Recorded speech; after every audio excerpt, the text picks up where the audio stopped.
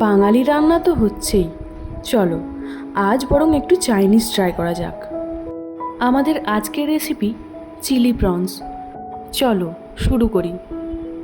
এই রেসিপিটা বানানোর জন্য হাফ কিলো চিংড়ি মাছ নিয়ে নিয়েছি।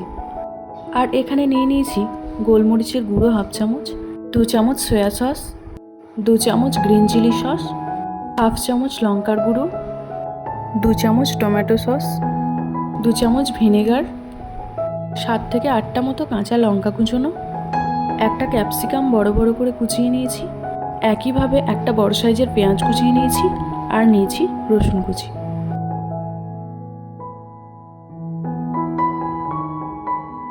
আর এখানে নিয়ে নিয়েছি একটা ডিম, 4 চামচ কর্নফ্লাওয়ার, 1 চামচ আদা রসুনের পেস্ট, 3 চামচ ময়দা, 1 চামচ চিনি আর পরিমাণ মতো লবণ।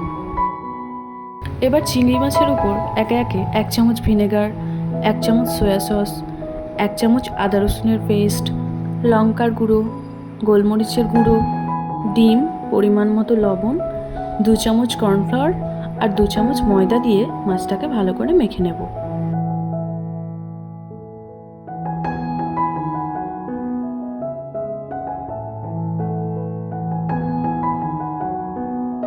মাছটা ভালো করে মেখে নেওয়া হয়ে গেলে চাপা দিয়ে রেখে দেব 30 মিনিটের জন্য।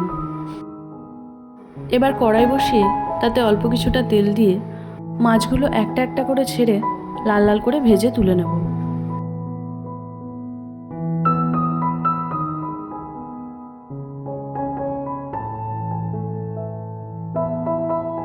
চিংড়ি মাছগুলো ভাজা হয়ে গেলে কড়াইতে থেকে যাওয়া বাকি তেলটার উপর ক্যাপসিকাম আর পেঁয়াজগুলো দিয়ে অল্প একটু ভেজে তুলে নেব। এবার কড়াইতে রসুন কুচি আর লঙ্কা কুচি দিয়ে দেব। একটু লাল লাল হয়ে এলে দিয়ে দেব tomato sauce, green chilli sauce, 1 চামচ সয়া সস, 1 চামচ ভিনেগার, 1 চামচ চিনি আর পরিমাণ মতো লবণ। এবার অল্প একটু জল দিয়ে নেড়ে নেব। জলটা ফুটে উঠলে বাটিতে অল্প একটু জল নিয়ে 2 চামচ কর্নফ্লাওয়ার গুলিয়ে নিয়ে এর মধ্যে দিয়ে দেব। এবার অল্প একটু নেড়ে নিয়ে ভেজে তুলে রাখা পেঁয়াজ আর ক্যাপসিকামগুলো দিয়ে দেব।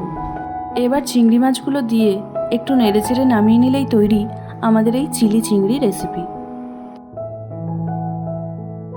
ভিডিওটা ভালো লাগলে একটা লাইক করে চ্যানেলটাকে সাবস্ক্রাইব করে দিও। আর যদি ফেসবুক থেকে দেখে থাকো তাহলে পেজটাকে লাইক করে ফলো করে দিও। আজ এতটুকুই। পরবর্তী ভিডিওতে থাকছি নতুন কোনো স্বাদ নিয়ে। ততক্ষণ ভালো থেকো, সুস্থ থেকো।